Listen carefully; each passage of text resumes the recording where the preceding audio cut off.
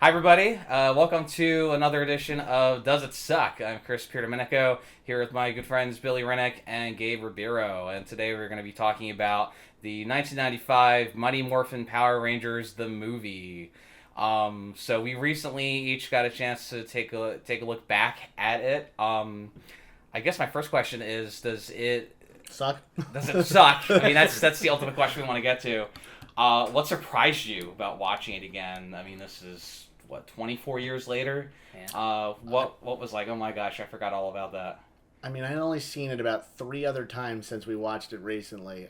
Once in theaters, once on home video when we rented it, and then like about 15 years ago randomly on the Disney Channel. Does it suck? No, but from exploration, it's not particularly great either. All right, well, the podcast's done. Bye, guys. Okay, we figured it out. I mean, they play up to the audience that they knew that they're going to get. Parents who are miserable that they have to probably take their kids to this multiple times, and the kids are like, "Oh my God, Power Rangers the movie!" I mean, that's pretty much the audience that came out to see this in '95. Let's be honest, we were all there. Me. I think I watched it. I watched it probably every weekend, religiously, when it came out. But I think what I found taking away from it now, it's much more like there's no stakes involved. It's like they get to everything so quickly. Once they get to the new new planet, it's like Dulcea is going to attack them, and then all of a sudden she's like, "Oh, okay, come with me. It's all good." Yeah. Interesting fact about her that you brought her up. Yes. Are you a Law and Order fan? Yeah, Mariska Hargitay. Yeah, she was originally playing her. And then you know who else went out for her was Catherine Sutherland. I did see that. Yeah. That's why she wound up being cast for season 3, right? Yes. Yeah, I think it was part of it. I think they felt she was too young. You could see Kimberly giving her the stink eye. Yeah, right? How it played out when you and I watched it, especially, I was like, this is essentially just a 3-part episode that they stretch into a movie. And to be fair, they did make it a 4-part episode that. on the show, and we talk about that in our season 3 podcast. But they essentially redo it, and so I guess maybe what surprised me is that they went to all that trouble to set up like another season of Power Rangers just to kind of like, okay, well, we're gonna like I wonder what the point was. Well, I think it kind of has to maybe do with the original 3 that wound up leaving because they were originally written into the movie. Right. Yeah. So perhaps it was just kind of like, well, what are we gonna do now? And they had to. I think they were filming. Were they filming season 2 at the same time that they were filming the movie? Yeah. Okay. Because there's episodes where the kids take a trip to Australia. Right. For some bullcrap reason other than they don't want to say on the show, we're shooting the movie. Right. Yeah, I do remember that. But I think that it has maybe a little bit to do with that. Maybe. But even if you had the original 3 stay, I wonder you go. I don't even know if they would have kept the storyline going from. Well, the movie. and that's what I mean. The storyline may have been intentionally going to be a continuation, but then I think maybe they were like, okay, well, we need filler, so let's just redo it. So it's sort of this alternate timeline, so they could buy themselves time. And I think in a lot of ways they tried to rectify that with Turbo, and that kind of backfired. They're like, okay, we'll give you what you want. We'll give you continuity. And, you know, we don't want that continuity. Get it out of here.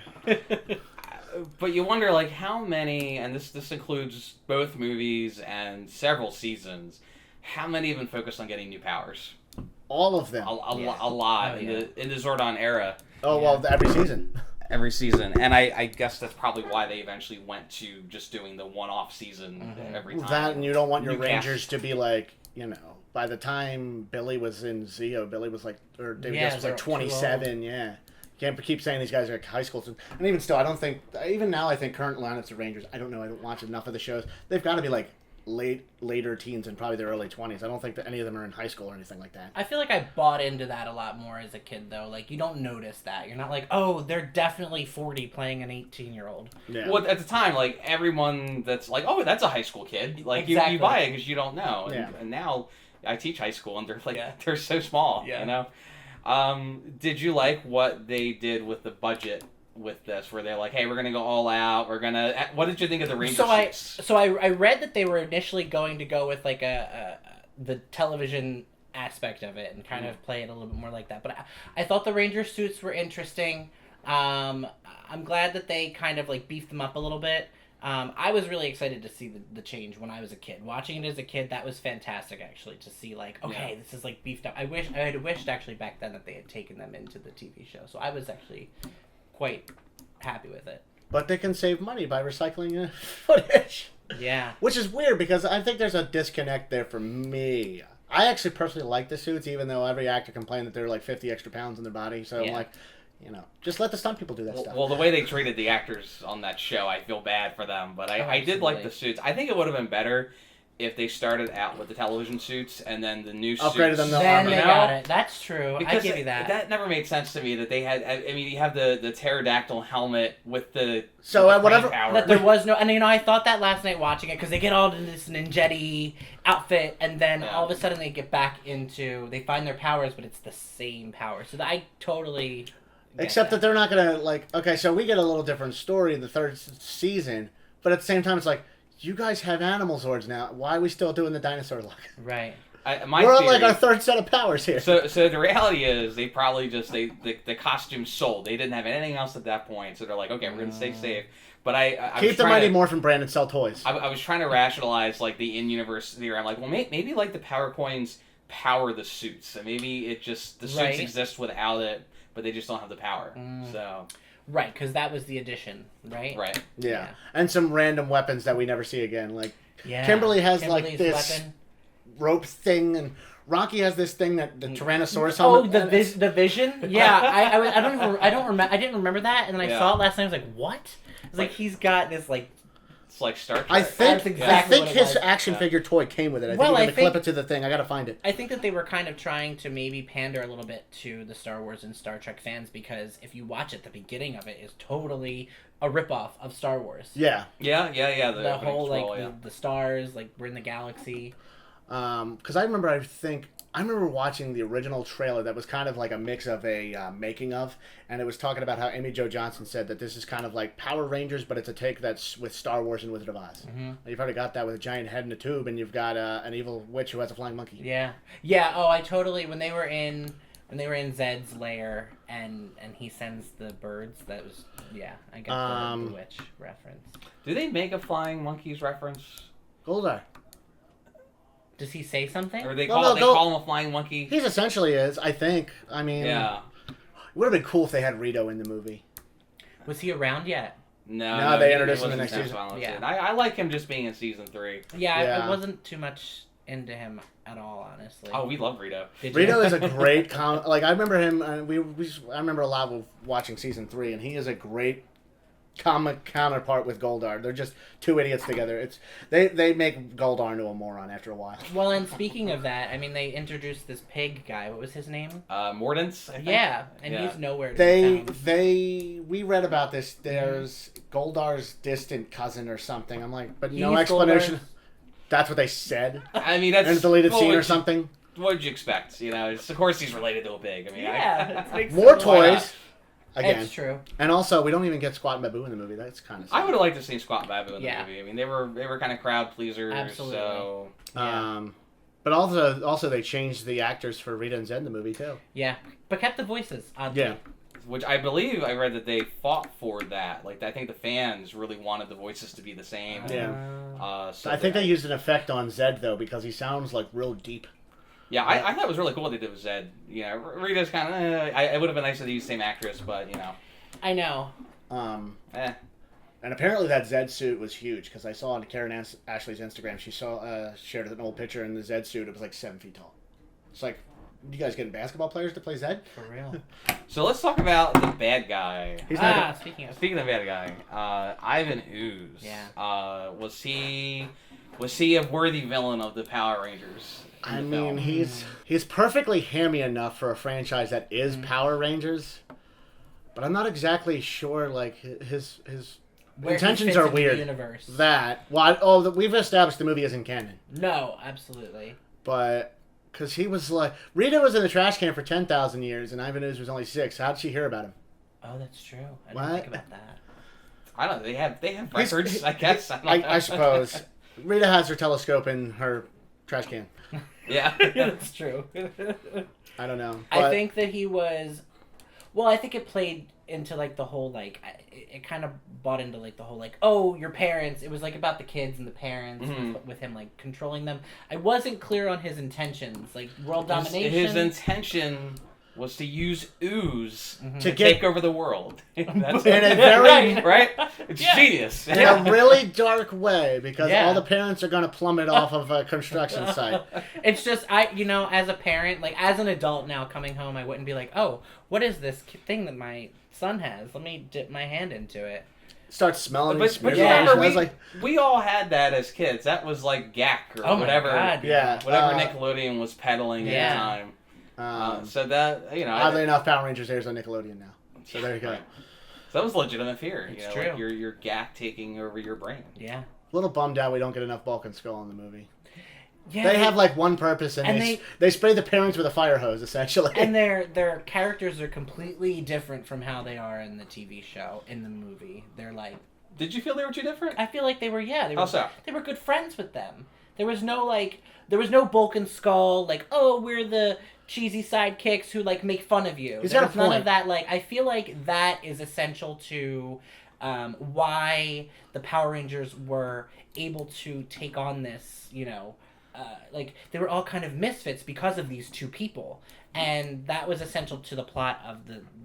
And I really, as like a kid who was bullied and teased, kind of looked up to them because of that. Yeah. Because they were able to kind of transcend that, and I didn't get that from the movie. Watching it this time. Well, they kind of hint at it at the beginning when they're in the plane. A little bit. They're just like. But I think at that point, at least season 2, I don't know if they became friends, but like I think that was after they joined the police academy. Yeah, and then they become monkeys. Bizarre. That's why I had. Because I think what you're talking about with them being bullies, that's almost primarily season 1. Yeah, because then season 2 they're trying to figure out the Rangers' identities. They kind of become more goofy, and that would be kind of where this then leaves. Right. Yeah. Okay. They're not as much bullies, and we kind of like the arc of Bulk and Skull where they're the true heroes of the series. They're way more interesting than the Rangers. They are. He's obsessed. I'm gonna have to go back and watch now because I'm interested to see this. Well, and in season 3, the first, I guess the first arc, the Power Rangers show up to their police academy graduation. Yeah. Which is really cool. Okay. So I like the growth that they do, and they go from jerks to just kind of idiots. Essentially, it becomes like playful teasing if like the Rangers are into something that's just super goody. It's like, well, Principal Kaplan wanted us to do a company, or the juice bar to do an awareness for community picnic or something, and he's just like, do we have to work that, Lieutenant Stone, or something like that? It's stuff like that. I think they kind of become the dorks in the end. They do. They become. I'll give you that. I think but I think that, and you're right. I think that they have a good story arc, and then everybody else is kind of just one-dimensional. I see that now. They kind of fleshed them out better. I think they were still figuring out in season 1, like, okay, we need some bullies, and then I think after that, let's do something with them. Yeah. But it worked, because like I said... Well, yeah, it banded those 5 together and gave them a reason to, They used what I feel like is a very simple plot conceit for the Rangers just to get new powers. Because let's be honest, I mean, we're all just going to be suckers for it when we're 8, 9 years old. But they're like, we're going to kill Zordon. No, you're not. No, you're not. At least not now, anyway. Well, so. But they did kill them in this one. But can we talk about Zordon like as a? Sure. It's clearly not the guy from the show. Because I've been dying. This is the one thing that I'm like, oh my god. I also don't like Alpha's suit in the movie.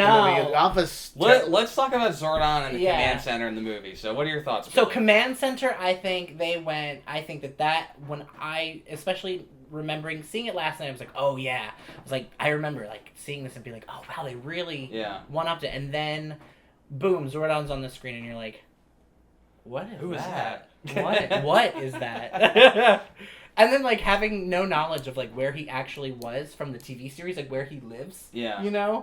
Like you think that he's like somewhere in the back. Like if it is the Wizard of Oz, he's like working it somewhere, but he's just laying there, unable to move. My idea was after he gets destroyed. Yeah. But I guess he was in the tube the whole time. I guess. But he's an alien who was just stuck in a time warp. I don't think I had that knowledge until the movie came out that he was actually like living in the tube. That's interesting. I hadn't thought of that before, because then he was like inside, like pulling levers and stuff, right? Right. That's so weird. Yeah. But then that begs the question: why doesn't Zordon just use the Zords? Why don't they just break him Because out? he can't. Well, he doesn't have legs. And you see it. Well, when they break him out, he's a guy in like a big robe who clearly has a British accent, an Australian accent. I'm like, so wait, we just had like 2 different Zordon actors, I think. Yeah. I think you're right. Well, you know what? I think Zordon is sort of the equivalent of like the Bubble Boy. You know, maybe that's what it is. Yeah, well, right? I think that's... You don't realize that. It's like this whole, like, I don't think you realize that he is being this person because he can't or he would have. Yeah. You know what I mean? Because if he's out of the tube, then that... He would have done it himself. Right. That's intriguing. I wonder if that's more depressing, that he's just, like, stuck in this tube. Exactly. Like, if it's just his head, like, I don't feel as bad. That's what I always thought it was when I was a kid. It's a head. Exactly. I thought it was just an alien head. Yeah, you're just like, this is where you're projecting your, face. I didn't realize he was actually living and breathing in there. He likes, like slide him food under the tube. I don't know. Yeah. Alpha 5 is back there cooking him dinner. It's weird that, like, a movie that's, only, like, 85, 90 minutes... We get, like, a quick fight scene of them fighting whatever those stupid monsters are at the construction site that we don't see again. They just kind of just... Ooze putties. Ooze Yeah, putties they or were something. originally supposed to be rats. Oh, is that you know the that? rats' costumes from... Yeah, supposed in to be season rats. 2, there's an episode arc where they go back in time to, like, colonial times. Oh, and they yeah. That's the fight one where the rats. Green Ranger's fighting the White Ranger. Okay, yeah. And Yeah. there's these rat monsters that are just chasing Bulk's ancestor. I'm like, these things are awful. So what I read was that they were supposed to be rats originally, but then they didn't read well as movie worthy, so they wound up getting rid of them and coming up with these the hair. Here's my kids. You know? Yeah, he like gets them out of his nose. The birds. But you figure we have that fight scene that's pretty brief. The Rangers morph and then they go away, and then they have that like whole construction street fight, and then for about what feels like almost an hour, we don't get any Ranger action. It's just them combing an island and Zordon dying and Ivan Ooze tricking some kids into putting goop in their hands and crap. Yeah. So that's where I think the movie just kind of drags. I think it's interesting that they spend like there should be a sense of urgency here. Zordon is dying, and they're hanging out on the temple on the other planet, and Tommy's like, it's time. It's that moment, man, oh get my your God. ass going. Yeah, they cut away, and Dulce is like, I've got to leave now. She flies away and then there's a whole 2 or 3 scenes in between, and then Tommy's like, yeah, how long have you been just like sitting there? Everybody's like adjusting their armbands, getting ready. We gotta look good. I remember watching a behind the scenes video where they fight those like big monsters that are like they come out of the statues of the wall. They're like they almost look like those things from Return of the Jedi. I forget what they're called, but the Star Wars fans are gonna rip me alive for this. But they're like the warthog things with the axe or whatever they are. But they come out. And the one just legitimately gets cut in half. I'm like, that's pretty cool. But then the other one, they have like these, like 2 logs come in and crush his head. But then, of course, they have the comedic, like, Nickelodeon, like, ooze sky. Yeah. I'm like, okay, so we have that juxtaposed against that. So we want to make it, like, Dark Wars. So it just gets ripped in half. And then... He ripped apart like paper, though. He was like he was like a Star Wars Episode 1 battle bot. That's probably one of my... You know what I mean? Yeah. Honestly, it's probably one of my favorite things in like, action-wise of the movie is when they're fighting that big, like, skeleton dinosaur, because that was at least practical effects. I thought that was really cool, and I forgot the Jurassic Park joke in there too. I thought that was kind of funny for the time. Yeah, and then they also did the do you remember when he's like, oh, the things when Ivan Ooze is in the command center, and he is like, oh, the things I've missed, and he's like, the Renaissance, the Black Plague, and he's like, the Brady Bunch reunion. That was the actor ad-libbing. Really? Yeah, oh, it was not in the script. This is a guy who was also in Raiders of the Lost Ark, and now he's in the Power Rangers movie. He's just like, all right, I'm doing something. I don't even know what Power Rangers is. I'm Ivan Ooze. Okay, let's do it. I would argue that Ivan Ooze is the best part of the movie. I appreciate him being there. I don't know that I would say.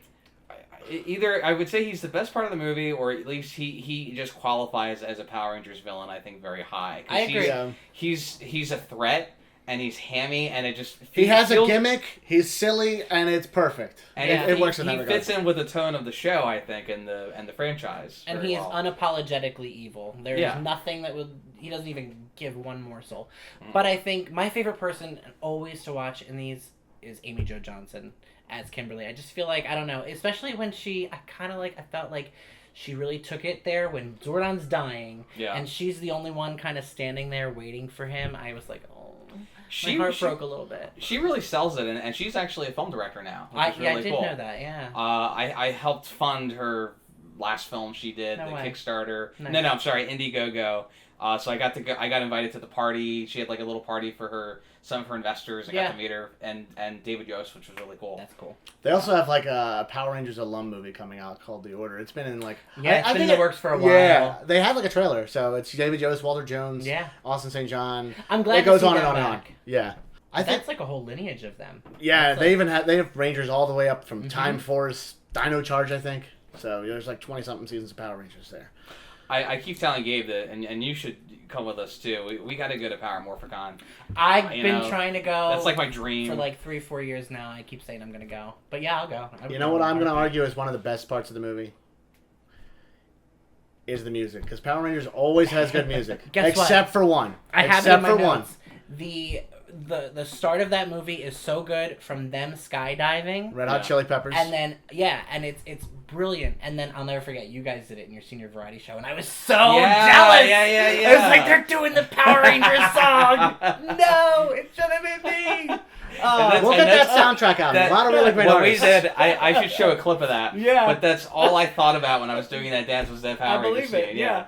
It's all I think about. Anytime that song comes on the radio, I'm like, yes, they're parachuting. Oh my god. It was great. And then the ending, like... I hate that song. That's like the one song I hate it. Oh, I think it's like a love-hate relationship that I have with it. Okay, Power Rangers is good at making addicting music, but also rock-heavy, so it works. So I'm like, Yeah. but I know that was like, when the second that song hit, I'm like, oh no, I hated that song back in 95. But it's so painfully 90s, that song. Oh, yeah. But those kids on the monorail, and they're just going crazy. Oh yeah, thanks for bringing him up. Just random kid for the movie we never see again. Fred. What a name. See, I thought he was kind of a precursor to Justin. I agree, but why didn't they do something? Why didn't they at least keep the name the same? Well, I guess the name sucked. What else did Maybe he was from Australia. Maybe he was doing an American accent. That's true. What else did they tease with him at the very end when they had the fireworks? That he wants to be the Gold Ranger. That wants to be the Gold Ranger. Yeah. Oh, yeah. Doesn't he initially say silver, and he's like, nah, gold. And I'm like... Do you think that was foreshadowing? No. I mean, it's foreshadowing the Gold Ranger and Zeo, but I don't know if they had the Sentai counterpart. Oh, yeah, I think that wasn't exactly. out yet. Yeah. So, the climax of the movie is dumb. I'm sorry, it is. Give specifics. Yeah, I would like to. Well, the Rangers form... Okay, so Ivan Ooze finally gets his, like, big mechanical insect things, and I forget what they're called. One's like a scorpion, and the other one's like a giant ant or something. Like endoskeletons or something. He forms with one of them. They form the Ninja Megazord, and the CGI looks terrible. His morph in his face. What? But for the time, I would argue that it was pretty good. Yeah, I mean, early enough, I guess. I mean, it was... better than early 2000s CGI. Like, depending across the board about. in the movie industry. Yeah. If you're watching, like, Beowulf, that was terrible. So I had a soft spot for Beowulf, but I get you. Scorpion King? No. Let's be very, very clear here. The Power Rangers movie had better effects than the Scorpion King. Yeah. All right? Which I know is not saying a lot. They did, though. You're right. So the Ivan-infused Zord flies the Rangers and the Ninja Megazord into space. The Rangers kick him in the groin, and then he gets hit by a comet. The end. And what is Aisha? Aisha has like a little soundbite there where she does it and then she kicks him. She says something. I can't remember what it was, but it was like, "What are you doing?" "Taking care of business." The soundbites from this movie, I think are like so campy that you just kind of have to laugh because you're like, oh, that really was so cheesy, but. I gotta laugh at it. And that was one of them. I mean, the post-credits thing I love, when it's just Goldar thinking he's running the joint, and he's just sitting there alone in Zed's lair, and they come back out, and he's like, Arguably the best part of the movie. Probably. Yeah. It would have been great to have had more Rita and Zed, because, I mean, they really made the Mighty Morphin franchise. They really did, especially in the Zordon era. Yeah, I think they didn't do it enough. They didn't do them enough justice. I feel like they kind of get a cop-out through the whole franchise towards the end, with them like riding around on that planet. That's in the trailer, but right. Yeah. The toys were great though, because I had that Ninja Megazord and it was pretty great. I didn't combine it with Titanus, but yeah. I'm a frog.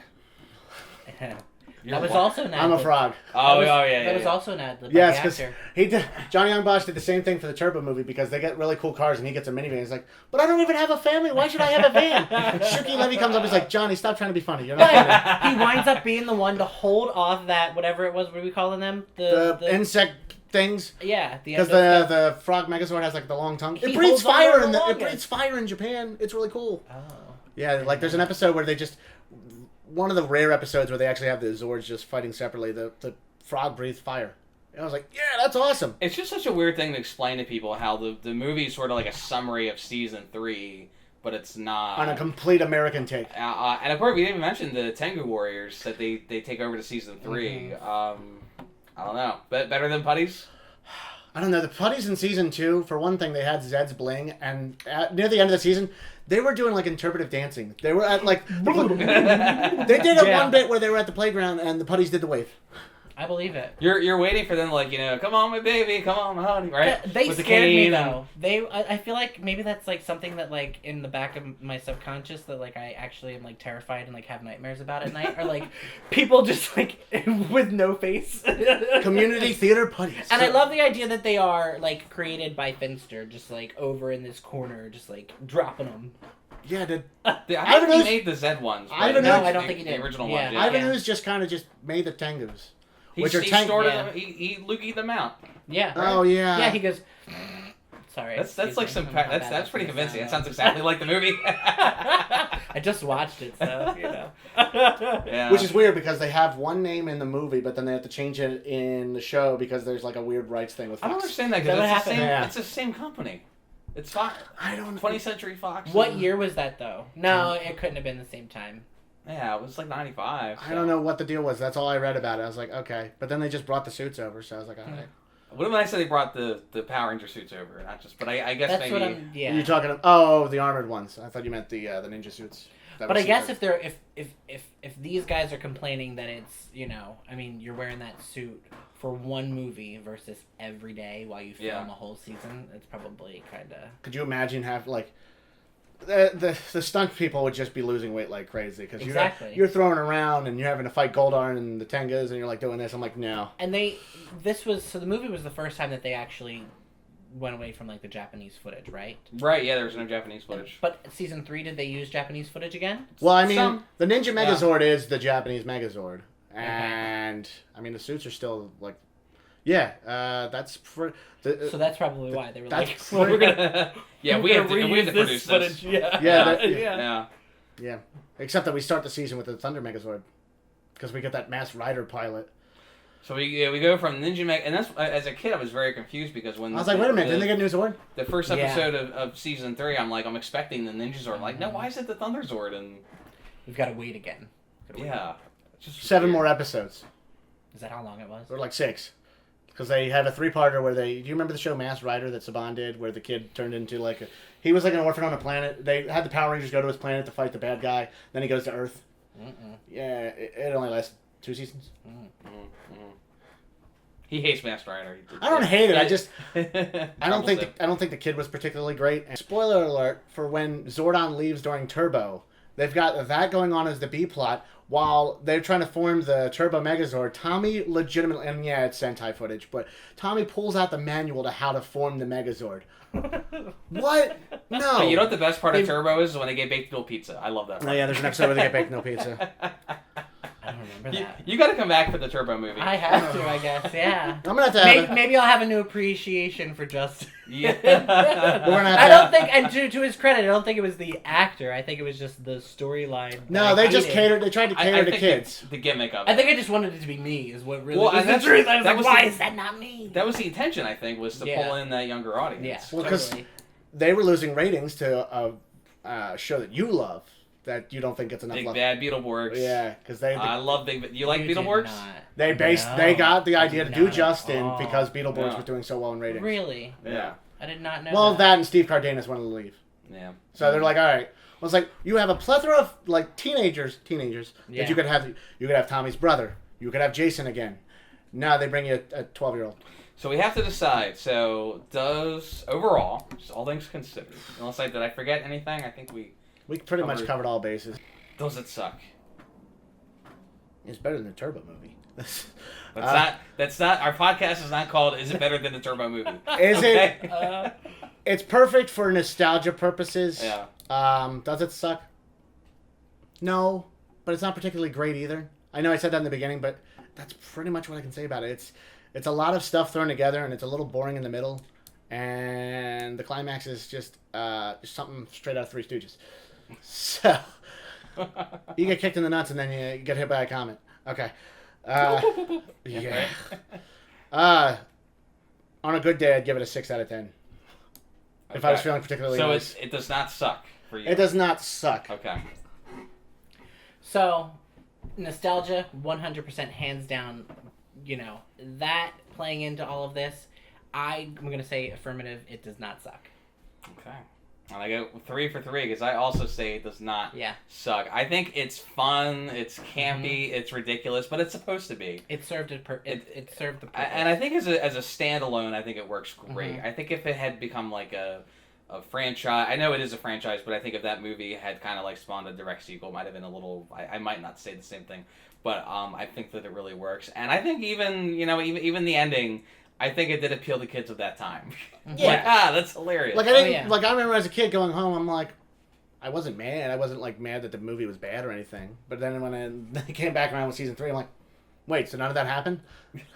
Yeah, I think that's the biggest letdown. I think it would have been nice if they continued it into and so even if they couldn't take the costumes, if they just continued the continuity. Yeah. Because I think that's my biggest. When I look back, that's what I didn't like about the movies. They didn't keep that story at all. Mm-hmm. So We could have a separate video about Does It Suck with the 2017 movie. Oh, well, we'll get to that. Oh. Yes, we're gonna fight each other. We will, because we're not going to agree Yeah. on that, I don't think. There's a lot of stuff in that that's, well, some people might not like. All right. So that is it for this edition of Does It Suck. Thank you to Gabe and Billy for being here. thanks for having me. The true fans right here. We're all in our 30s. We're all in our 30s, and we have no shame. No shame. We'll see you next time on Dork Daily with Does It Suck? It's morphin' time. We should have gone like this. Yeah, all right.